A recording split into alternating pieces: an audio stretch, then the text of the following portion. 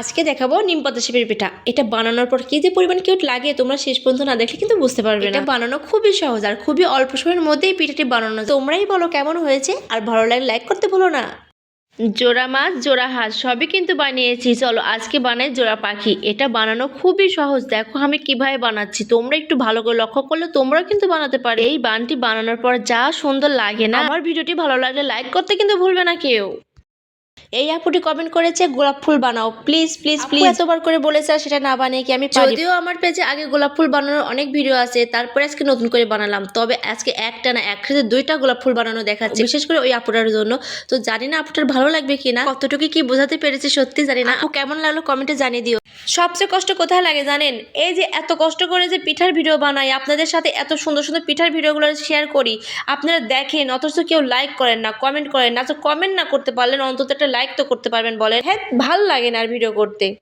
আমার পেজে এর আগেও অনেক পাতাশেপের পিঠা দিয়েছি, কিন্তু এইরকম পাতাশেপের পিঠা এর আগে দিই নাই। আজকের পাতাশেপের পিঠাটি বানানো খুবই সহজ, আপনারা একটু ভালো করে লক্ষ্য করুন, দেখেন কতটা সহজভাবে এই পাতাশেপের পিঠাটি বানানো যায়। আর এটা কিন্তু তেলে ভেজে খেতে ভীষণ মজাদার হয়, তো আপনারা কিন্তু বাসায় বানাতে পারবেন।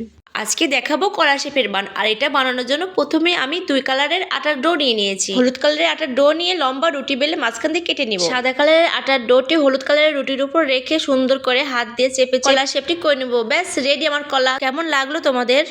মেয়ের বান্ধবীর জন্মদিন, সাথে কি শুধু গিফট দিলেই হবে? তাই ভাবলাম যে কিছু একটা বানিয়ে দিই টেবিল ডেকোরেশন। কিউট কিউট হাঁসের বাচ্চা শেপের বান বানিয়ে দিলাম। এটা পেয়ে নাকি মেয়ের বান্ধবী ভীষণ খুশি। আর জন্মদিনের টেবিল ডেকোরেশনে এটা দেখে তো সবাই অবাক।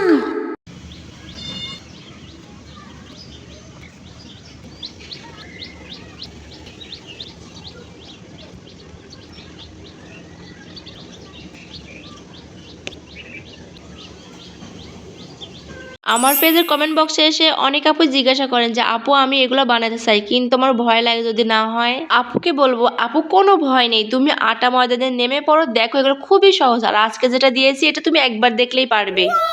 ফেসবুকে কাজ করতে না আসলে বুঝতামই না যে কতভাবে পাখি বানানো যায়। এর আগেও আমার পেজে আমি অনেক পাখি ডিজাইন দিয়েছি, আর আজকে দিচ্ছি একটু নতুন ভাবে। আর এগুলো আমি শিখি বিদেশি চ্যানেল দেখে দেখে। তারা যে কত কত ডিজাইন বানায় সেগুলো আমি দেখে মাঝে মাঝে অবাক হয়ে যাই। আর আমার পাখিটা কেমন হয়েছে জানাতে কিন্তু ভুলবেন না।